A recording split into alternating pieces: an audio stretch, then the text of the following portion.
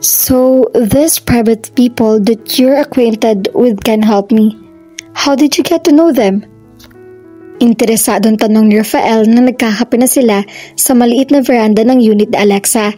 They had finished dinner and he made coffee while she quickly did the dishes. She had already told him about a private intelligence group that she could ask without saying anything specific about Blackbeard while they ate dinner. May mga nangangailangan ng tulong nila here and there, and I heard something.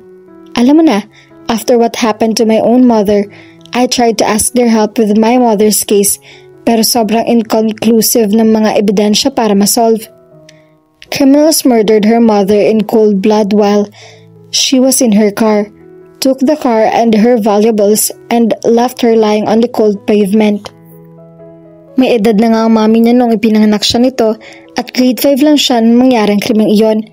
Her father had done everything mula sa legal hanggang sa pambabribe para masolve agad ang kaso.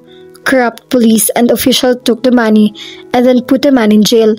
Pagkatapos ng 5 taon, nang matuklas ang inosente na kakulong at inakulang nito ang krimen dahil sa hindi makataong interogasyon, she and her father were both horrified. Nothing like that could just justify their need to make her mother's killers pay for what they did. Tinulungan ng daddy niya ang pamilya ng naakusahan. Seeing the victim's family recover helped heal the pain in her father's heart and helped him move on from losing his beloved wife. Hindi lamang yon, ang mga nagawang mabuti ng kanyang ama. Naging aktibo rin ito sa iba pang kawang gawa at nang lumaon, she was performing on stage. Natuklasan niya ang pagpopondo nito sa isang secret intelligence agency na nagre-resolba ng mga krimen ng walang bayad. By that time, her father's deeds had already made her realize that something good could be gotten from a terrible tragedy. She felt that she should do something too. So when her father's best friend, General Alejandro, former chief and confounder of Black Bureau, along with Chief Eagle's uncle Brusco, told her that with her talent she could be good spy and that they were looking for the first exclusive elites that they could train to be good intelligence agencies, she decided to enlist. The decision was very easy for her. She did not even think about it. Masaya siya na natutulungan niya ang iba niya gaya ng kanyang ama at maraming mga kriminal na nakukulong dahil sa tulong nila. Since then, she never looked back. I'm sorry. Untag na mababang tinig ni Rafael sa kanya, sandaling na abalang isip. Okay na ako. Ipinagpasa Diyos na namin ni Daddy ang nangyari sa kanya. Sabi niya. Ang mga kaibigan mo, hindi ba nila kayang? Kulang na kulang ang mga ebidensya na kalap ng mga pulis. There was a gang that they suspected, pero namatay ang mga yun sa isang shootout a few years ago and they weren't able to confess. But don't worry about my friends. Most of the time, they get the guilty. So you think they can help find my killer and know why I'm receiving these death threats? Seryosong tanong nito. I think so. Yes. Bakit hindi mo dalhin ang mga letters na natatanggap mo? And then I'll bring it to them. I received another one today. Napakorap siya. Really? Hindi ko binuksan. Binuklat nito ang lapel ng jacket nito at may kinuha sa inside pocket. Ang sulat ay nasa loob ng isang sealed plastic envelope. I know the prints in the outside would be tampered already, pero sa loob baka may makuha kayong kahit ano. Prints, fibers. Ngumisi ito nang makita na nakangiti siya. Yes, I watched too so much CSI. No, sambit niya nang abutin ang envelope mula rito. I can bring this to their lab para... Lab? Pwede ba akong sumama? Excited na tanong niya. Natawa siya. What? Excited ka kahit dahil hindi... Baka may makakita ang ebidensya sa loob ng envelope kundi dahil narinig mo ang salitang lab? Oh, that... Natatawa rin sabi nito. Hindi ka pa rin talaga nagbabago. It's like a trigger and a trigger word for you. Like an aphrodisiac. Pagkasabi niyon ay nag-init ng todo ang kanyang mukha. You're blushing again. Fascinated na sabi nito. I'm not. Aaminin ko, hearing the word lab causes an adrenaline rush in me. Kind of an aphrodisiac nga, I guess. Stop it, Rafael. So what's yours? What? Your aphrodisiac. Napatayo siya at inambaan niya ito ng palo na parang bata. Tumawang hinawakan nito ang kanyang mga bisig. Hey, stop being violent. Stop teasing me, sambit niya. It's juvenile. At ako pa. Namalaya na lamang niya na nahila siya nito. The next moment, she was sitting on his lap and her face was very close to his. Biglang nagkaroon ng tensyon. Heat charged up the air. Electricity pulsed in their veins as he started at him. Helpless even while knowing that with a twist she could easily get herself free. Pero habang titig na titig ito sa kanya, hindi niya yun magawa. It was like their second kiss. Something took hold of them. An awareness that was unmistakably physical. She was an adult now and of course, she had already suspected what it was. Natakot siya noon, pero hindi na ngayon. She had changed, grew up, matured. But nothing was grown up or mature or even rational about her racing heart. Rafael, bulong niya. I'm so sorry. I'm trying my damnedest not to do this. Pero para kang magnet. I can't. Bumuntong hininga ito na parang sumusuko. Bago ito yumuko para kubkubin ang kanyang mga labi sa isang maalab na halik.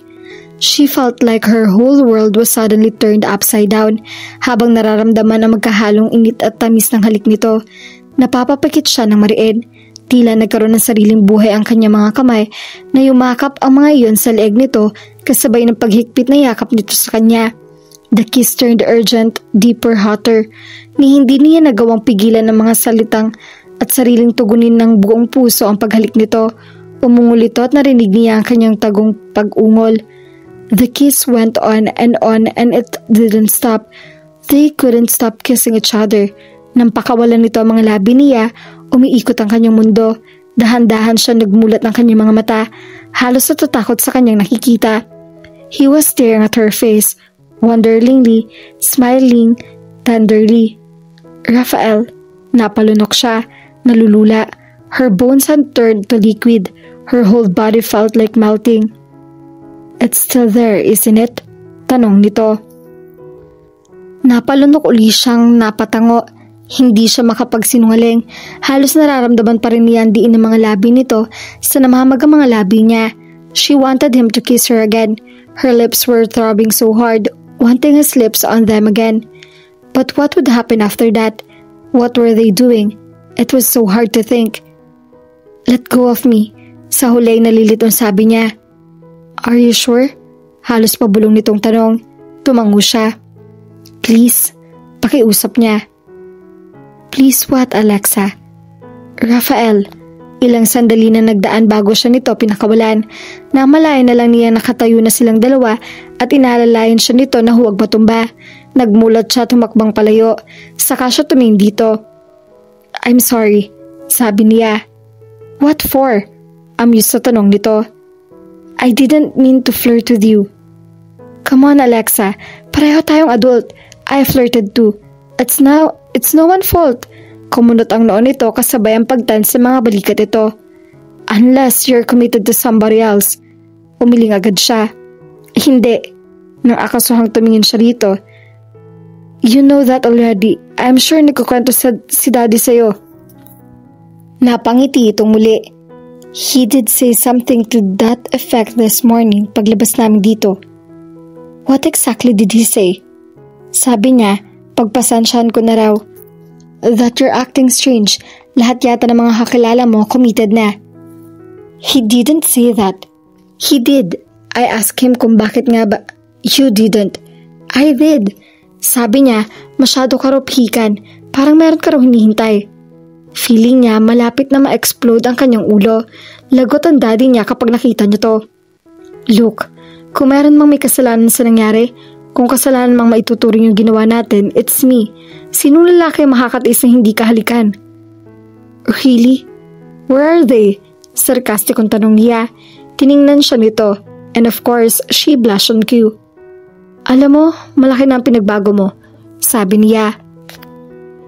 Make up your mind? Nagbago ba ako o hindi? Alam mo ang ugali mo tinutukoy ko. Ano sa ugali ko nagbago? Dati kang siya eh. That's your problem, I guess. Hindi mo makalimutan ng dating Rafael. Napatitig siya rito. He said so casually, but it was the same as when he said too many times that he had forgiven her for all those cruel things she said to him that morning. Rafael, I don't do affairs. Paliwanag niya. Ah, that. Yes, kaya ako nagsasorry. I did not mean to lead you on. And what made you think I wasn't the one who's leading you on? Parang na-offend na tanong nito. Napakurap siya. I'm confused as you are right now. Ipinangako ko sa sarili ko na hindi ako papayag na saktan mo uli, Alexa. Now, what was I thinking kissing you? Napakislot siya na parang sinampal, pero walang panghusga sa tingin nito. Ang alam ko lang sa mga sandaling ito, ayoko mag-isip. Marahan dugtong nito. Napaungol siya habang napapikit. He was still so damn innocent. So honest. Jesus, Alexa. Make up your mind, really. Tell you what, sabi nito sa maagang tinig na nagpamulat sa kanya. Maaliwalas sa mukha nito. Let's not go into this while we're still so confused. Let's be friends the way we were before. That kiss messed us up. That first kiss didn't mess up. My cruel words did. Protesta niya. And I really didn't mean to say those. I was just so confused and angry that morning. No, Alexa. Putol nito sa sinabi niya. Nagbago ka bigla pagkatapos mo akong halikan ng gabing iyon. Para kang biglang nandiri sa akin. Nasak siya. No, hindi yan totoo. Kahit kailan ay hindi ako nandidiri sa'yo. Hindi to umimik. Her words the next day made his accusation seem true, but it never was true. Kailangan nito maniwala sa kanya. Rafael, umurong ito.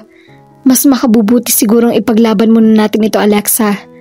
Rain check? You've been passing for 14 years now, Rafael. Tama na. Once and for all, I want to make this clear up to you. Gosh, why would you think na nandiri ako sa'yo? I got scared. Of me? Of course. Sambit nito. No. May nararamdaman ako and it scared the hell out of me. The expression that passed on his face was priceless. Not that, you idiot. My God, pare-pareho talaga kayo mga lalaki na likaw ng bituka. Nagugulhang tumitig ito sa kanya. Ano? This. Pinatsarahan niya ito at hinalikan na nakakaawang na bibig nito. In fairness, mabilis ito nakabawit sumunod sa sandali. Ay ito na lang kontrol sa mga labi niya. Kumalag siya. Naliliyo na naman. Got it? Yap. Sambit nito ng mabuntong hininga. Namunawan mo na ba ako? I got scared. I was young and I wasn't ready for anything like that. You knew I hadn't even started dating then. You knew that my father was my life. I was still an 18-year-old at 17. Hindi ko alam kung ano yung nararamdaman ko, but I knew it was adultish and I couldn't trust it. Hindi pa ako handang maging adult in that aspect. Nakatitig ito sa kanya na parang noon lang siya nito nakita. I'm so sorry that I wasn't able to handle it, and because of that, I was cruel to you and you got hurt, madamdaming sabi niya. And maybe this was long overdue, pero hindi pa rin ako nakakalimot sa kasalanan ko dahil alam kong hindi mo ako naunawaan noon at hindi mo pa ako talaga mapapatawad. I never thought about how important you are to my life until I was missing you so terribly. Pero wala ka na. Namamasa ang mga matang sabi niya. There, she had said it at last. She didn't know how to explain it at 17, but she knew now and she could see on his face that he finally believed her. Nakahinga siya ng maluwag. So that's it, sabi nito na makapagsalita. Tumango siya ng sunod-sunod. Are you still afraid? Not anymore. Her emotions were telling her she was ready for anything, but she was an adult and she had already learned that emotions were not everything. She had always been liable to thinking things through. Maybe it did not save her friendship with Rafael years ago, but later in her life, it saved her many times. Ibang Rafael nang nasa kanyang harap ngayon at siyang ibang Alexa na rin. Maraming bagay ang kailangan pa nila matuklasan tungkol sa isa't isa. He didn't know about Black Bureau. The Bureau was something she felt was entirely hers. She was very protective of the chameleon. No man would want chameleon. She was tough and courageous, brave like a man, and often pitted herself with men on the field. Men who had become significant to her outside of the bureau had run and when they started to feel that she was tougher than she looked, hindi niya tinangkang habulin o ipaglaban ng mga ito. Hindi niya kayang ikompromiso si Chameleon dahil ito ay isa at siya ay ito. Hanggang sa napagod na lang siya at tinigilan na ang pakikipag-date. It was so overrated. They get to know each other's business, and men were men, kahit pagwapo o hindi, matalino o clueless, at mabait o sanggano. The last, her father didn't want and know about it. Once na nakikita ng mga ito kung ano siya talaga, tumatakbo ang mga ito na parang nakakita ng multo.